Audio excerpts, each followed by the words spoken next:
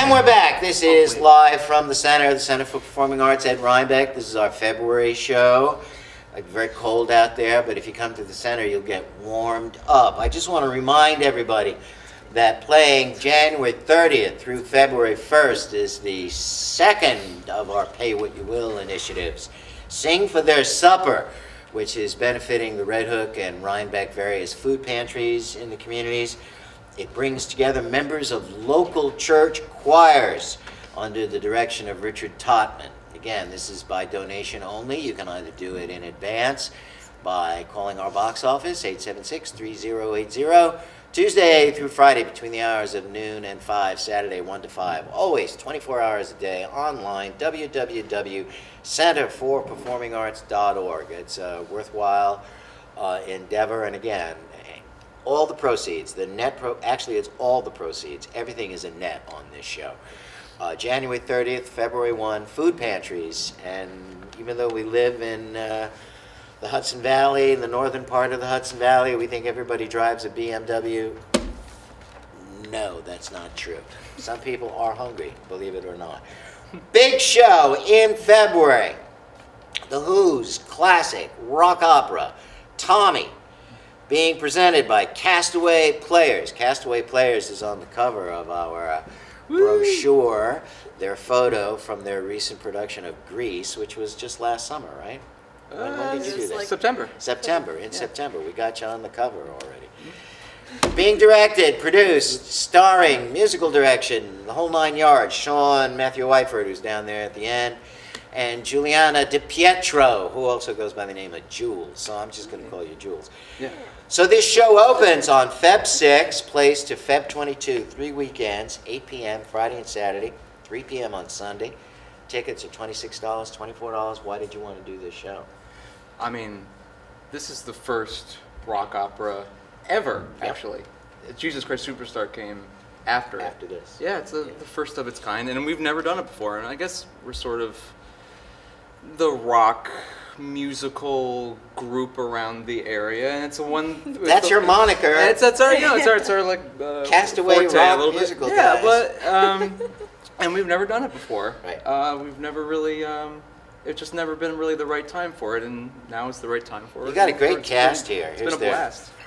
I mean, if this is like your quintessential late 60s, early 70s flyer, here it is. That's kind of what we're going for. It's kind of like great. You just need a lava lamp behind it, right? Yeah. So everybody in the world is in this that we know. Matt Patane, who's Matt playing? He's singing as the specialist. Okay. Go to the mirror, boy. And who are you playing?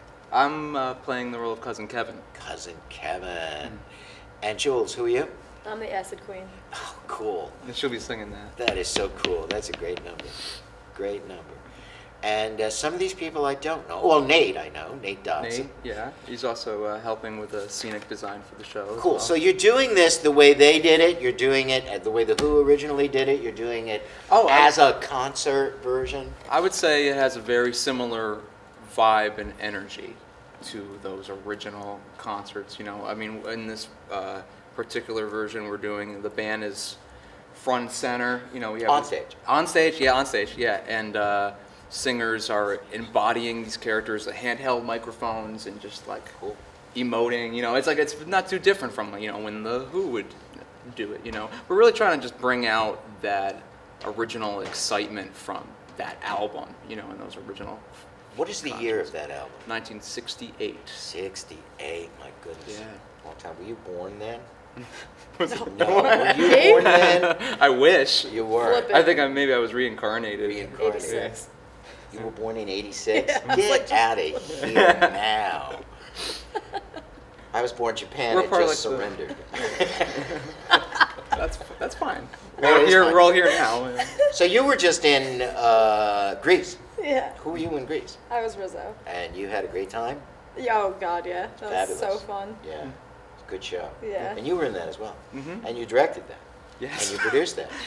Yeah. And you did the musical direction. Yeah. And you designed the set. This time I am vocal coach on it, but we do have Paul Schubert as the conductor of the band. I knew he was involved somehow, but I didn't know. And I believe he how. did it the last time that you guys He did do it produced. the last time, yeah. Well, he loves that score. Oh yeah. He jumped to it as soon as we. So the we band announced is on stage. The band is on stage. Where are you going to put them exactly? Do you know? They're- Are you going to have an open set, or what are you doing? It's a unit set. We are using video projections to help tell the story. I am Cool. making a full-length film that coincides with the action on stage to help tell the story, and a lot of the lyrics and stuff kind of talk about what is happening in his head, and what the video does is actually sometimes we actually are literally like in his head, and the audience is able to Right. like take that in. Right. And, sorry, did I get off track? For No, what no, was no. the question? I asked you, what the set was going to look like and where the orchestra was going to be. Oh, yeah, well, we How have big a- is the band? I mean, a real we have rock band? We have Or? 3 guitars, 2 keyboards, and drums. Okay, that's pretty huge. Yeah. Yeah, it's all very, very exciting. Who's Tommy? Henry George Stats. And Oh, actually, Henry. And Cool. the young Tommy's name is also Henry. So that's Yeah. been a really unique experience, calling They're them both Tommy. either Big they're Henry both Tommy and and they're both Little Henry. Henry. And they both play drums like Who's beasts.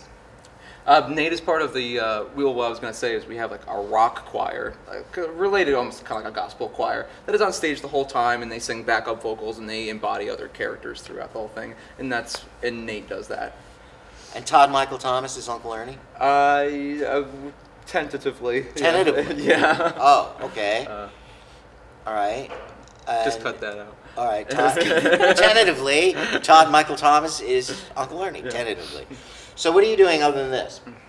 Right now, I'm actually in a band that we're going on tour in March, and it's called the Love Electric, And where are you touring? and we're playing South by Southwest, and I don't know what we're doing after that. They have like this whole schedule that I don't know yet, that they keep like telling me this and that. and, Last like, minute we're- stuff, like, oh, we have a music So this video is your shoot real next week. career. It's not like you're Yeah. like a shoe store salesperson by day. Well, I do hair right Well, in you my do back. hair. Yeah. Where? At Allure, Oh, cool. right next Yeah. to like Bread Alone. Yeah, Yeah. yeah, yeah. So I do hair there, but yeah, like I play bass in Love Electric, and Sing backup for Kelly Clarkson. Yeah. Great. Are you still doing Oh, Rock of yeah. Ages? That's about to close. Has it Yeah, it's closed? closing in 5 days. In 5 Oh. days. Well, this is being taped in the month of January. So you're going to close, what, January 21? That's the last show? Yeah, I mean, I'm not part of that Broadway production, but Right. I was fortunate to tour with it Right. for several Right. months. All right, so once again, Tommy's, February 6th through the 22nd. The Who's Classic Rock Opera presented by Castaway Players. Tickets, $26, $24. You can always call us, 845-876-3080. Tuesday through Friday between the hours of noon and 5. Saturday, 1 to 5. Always online, www.centerforperformingarts.org. And after Tommy, what's up? You're going to be doing something for us, right? Oh, yeah, we are involved in your Center Stage's production of Beauty and Beauty the and Beast. the Beast. Yeah. Right, right. And that's in June. In June. It's not on this calendar. It follows the producers, correct? Producers and then Beauty and the Beast and then Singing in the Rain, followed by what? Young Frankenstein. No, it's Carousel. Carousel. Is that a trick question? Those shows are so diametrically opposed to each other. I forgot they switched. It was going to be Young It was, Frankenstein, yeah. but then it got changed to Carousel, right?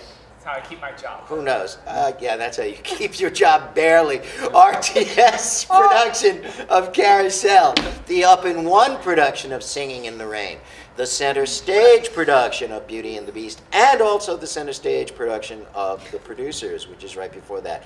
But this is Tommy, and it's Castaway Players. We're happy to have them. This is your fourth? How many have been Here? Yeah. Oh, God, why would you spring that on me? 4 or 5. Fourth or fifth, 4 or 5, You're yeah. bumping up against like a half a dozen shows. Sixth? Sixth. So Sean Matthew Whiteford, directing, producing, creating, singing, musical direction. Juliana Jules, who's the Acid Queen. Tina Turner in the film, if you Yeah. remember. My Wow. idol. Oh, she was just Absolute idol. fabulous. She was so good. All right, Tommy, February 6th, 22. we're going to disappear for like 1 second, and we're going to come back, and they're going to sing for us. So we'll be back.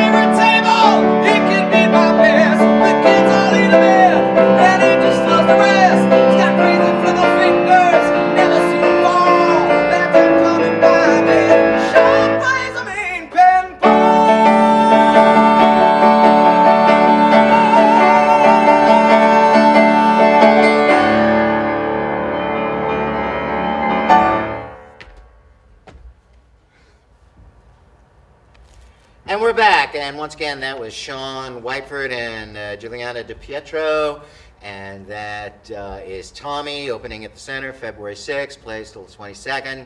Tickets, $26, $24. Probably wondering what I feel like Johnny Weissmuller in all those terrible Jungle Jim movies. But they tell me this is a drag queen chair. No, it's called a peacock chair. It's called a peacock chair, but by virtue of the fact that I'm sitting in it, Now you're a drag queen. now I'm a drag queen. Okay, there you go. It's a stretch. Yeah, maybe, who knows? So sitting with me, the other big show, opening February 27th, the end of February, plays through March, so they're also going to be on next month as well, and they're actually going to present musical numbers. But I thought we should chat since it does open in February. La Cage aux Folles, directed by Prince Kevin Archambault, sitting to my left. And this was created by Mr. Bill Ross, who is sitting over there. He's also in the show. And Diana DeGrande, who is the president, founder, and chief executive officer of Up and One Productions, and Up and One is producing this show, La Cage aux Folles. So probably everybody knows the movie with who was in the film? Robin Williams. Robin Williams and Nathan Lane. Lane. The But that was called The Birdcage. Right. So that was a non-musical version of not the musical, but the original French film. French film. So this has gone through like 111 different The permutations. French film being based on the Poirot farce play, La Play, Cage aux yeah. Folles. Yeah. Okay, so It it started as a play. farce play, then it became French Film. film, Right. then it became a musical for the stage, Correct. and then it became a Hollywood film, but with a different title. Correct. All right, now we know. And who are you playing in this? Georges. And if people know the movie Of the Birdcage. of The Birdcage, that would have been Robin Robin Williams' Williams. character, yes. All right. So you and your husband, are they married? No. They're not married. No. This is pre-gay This is marriage. pre-marriage. Pre, yes. This set in the late 70s. Late 70s. Way pre. Way pre. Yes. And this takes place in Paris? And no, in Saint-Tropez. Saint-Tropez on the French Saint-Tropez Riviera. on the Riviera. Okay. All right, and you own a A nightclub? transvestite club. A transvestite club. Okay. And who's playing his significant other? Michael Britt. Michael Britt, who was in your production of Drowsy Drowsy Chaperone. Chaperone. Played the man He was in the the chair. The man in the chair. And now you are the man in the And chair. now, is that why this I'm the man in the chair? Thank you. So again, February 27 to March 22, 8 p.m. Friday and Saturday, 3 p.m. Sunday. Tickets are $27, $25. Call us, 845-876-3080, between the hours of noon and 5, Tuesday through Friday, 1 to 5 on Saturday. Always online, www.centerforperformingarts.org. You've got to make a reservation for this, absolutely. This is going to be like Diana's last production, It's a Wonderful Life. There are people showing up at the door. Oh, I can just get in. No, you will not be able to. You better have a ticket 3 weeks before opening, or you're not going to see it. So who decided to do this? How did this work? Did you pick it? Did you pick it? I did. You Yeah. picked it. I picked it. Yeah. Were you going to do the original production? Remember a couple of years back we were going to do it? Was that us or you? That was you. And we couldn't You're cast going to it. do it. Yeah. We couldn't cast it. So how did you succeed and we didn't? What did you do that we did wrong? Timing probably. I was going to say, Timing. just the right timing, the Yeah. right group of people were ready to come out for it, Yeah. and we have a great cast. Yeah. A really wonderful cast. Who else is in it other than Bill and Michael Britt? Bobby Greffrath is playing their son, Right. Jean-Michel. Right. Allison, I don't really know how to pronounce her last name. Fuqua. Fuqua, great, is playing Jean-Michel's fiancée, Anne, and her parents are played by Claudia King and Joe Arioli. Oh, cool. And then a great large ensemble, including some dynamic guys playing the Cagelles, Right. the drag queens. So Right. So, big numbers. Bill, you want to talk about this? This is fascinating. Bill is also the set designer. He's a man of many talents. He's designed several sets here. If you saw Sound of Music, he did that set. If you saw Fiddler on the Rocky, Roof, Rocky Horror. Rocky Horror, Fiddler on the Roof, Most recently, Streetcar Streetcar. Streetcar. So you, Jekyll and Hyde. Jekyll and Jekyll and Hyde. Hyde. He's like extremely talented, and he's got a little bit of OCD, which he will explain to you, because he builds this. well, it's very helpful as the director. It's incredibly helpful. so that I understand what we're talking about levels and about windows and entrances and exits, and I don't think the regular public gets to see this part this of is- it. Right. So, Bill, and this is done to scale. You can't see the floor of this, but this has got little squares on it. So It's a half-inch scale, half-inch scale. to a foot. So this is our set, This is our our stage. Yes, I built this, because often, I can reuse this now, and I have all the pipes, all these little wooden dowels represent the pipes that we have. We have a really lovely fly system here in the theater that a lot of community theaters and even some nice regional theaters don't Don't have. have. So it's a great advantage to us. And For those who don't know what it means to have a pipe, what does it mean? a pipe is, we have literally a pipe that's up in the rafters that will come down. It's mechanized and it's computerized, so we can computerize all of our cues, and it will bring in a piece of scenery, like a painted flat, or sometimes it's structural, and they just hit the cue, and it will literally fly in, and it floats into the scene, and then when the cue is over, it exits. So it just gives us a lot of different looks Opportunities. through, A lot of throughout the opportunities. show. It saves an awful lot of time and energy, and also what it does for the audience, it becomes a seamless show. I mean, the most horrible thing in the world is to sit in the dark for For a set change. 10 seconds Oh. is too long. It- In the dark, waiting for a set to Right, change. It's yeah. horrible. At least if it's moving and you can see it move, it becomes part of the kinetic of the show. So we've got 12 of these pipes, and you've got something hanging on every one of them? Every one. I'm using almost every available pipe. Right. And one of the things that I like to speak to is, like, a lot of times we have a lot of people who come to see the center, and they don't realize that when we design a set for the center, we have to keep in mind that we have a very limited load time. We also have to accommodate rehearsals for other shows and for weekend shows. So we can't just go crazy and build over the whole stage. We have to build from the mid stage up towards the back, and we also have to take into account our storage space left and right, which is limited. And a model again helps, but we've had people who said, why don't you do this, that, or the other thing when they come to see a show here? And we have to sort of educate them about Right. the limitations of the Well, fact that we're at a working theater, and there's always something else To happening. speak to that, a show will typically close on a Sunday. It'll have a 3 o'clock matinee. The show will be down by, say, 5:30. The cast and crew of that show will scramble from 5:30 to 7 or 7:30. They will tear that show down. Then the next crew will come in at 7 or 7:30. They will build the next set. They'll tech it Monday and Tuesday. They'll dress it Wednesday and Thursday to open on Friday. And Very then the quick turnaround. Saturday morning following that Friday opening, there's a children's show right here in the middle of the set. So they've got to build things that accommodate, as Bill said, not only a children's show, but also the next show up after they close needs to rehearse on the stage.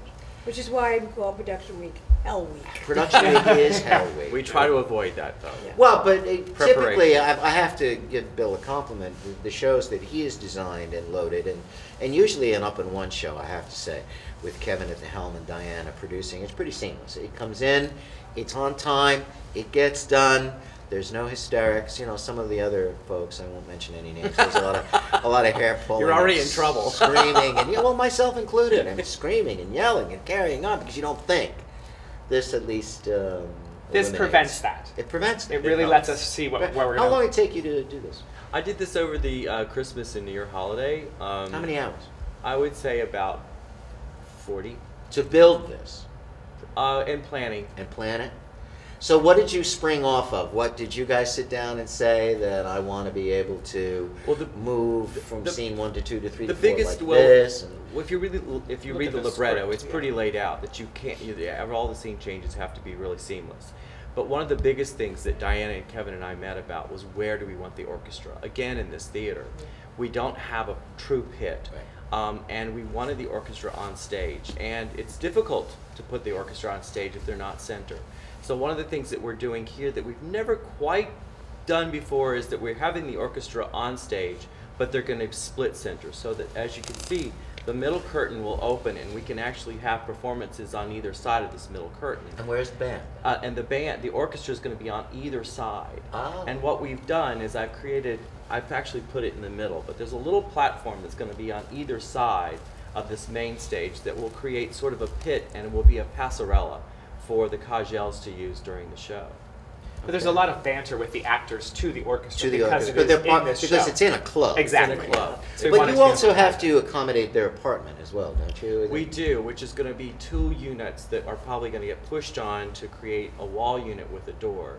And that way they will turn around and become Chez Jacqueline later on. And that'll be like in front of this? And that will be, yeah, actually the guy who's building our set, Brian Neckley, has those pieces at his home because he's right now trying to strategize how to build them. But yeah, it's and we also, they're not too deep, they're not and they're not too wide because we have to accommodate our Our limited wing backstage. Who's doing your lights? space. I believe I Andy think Andy's doing Weintraub it. has agreed to it. I asked him the other day. At some he point in said time, we yes. ought to, chat about, because, a lot of the lights hang from these pipes. If you were sitting in our theater, you know that the audience is out here, and a lot of the lights are over the audience's head, or Right. behind the audience and up above, hanging on the pipe that's at the tech area. So, this is fascinating for everybody. All right, so this is La Cage aux Folles, and it's going to open February 27th, play through to March 22. Tickets $27.25. Call us, 845-876-3080. Tuesday through Friday between the hours of noon and 5, Saturday 1 to 5, always online, centerforperformingarts.org, 24 hours a day. These folks will be back next month, and they will actually have a number or two to present to us. I assume you'll be singing and dancing I'm as well? assuming so, yes. Oh, how cool is that? We always look forward to that. All right, so thank you very much. See you at the center. Au revoir. There's no business like show business, like no business I know. Everything about it is appealing, everything the traffic will allow. Nowhere could you get that happy feeling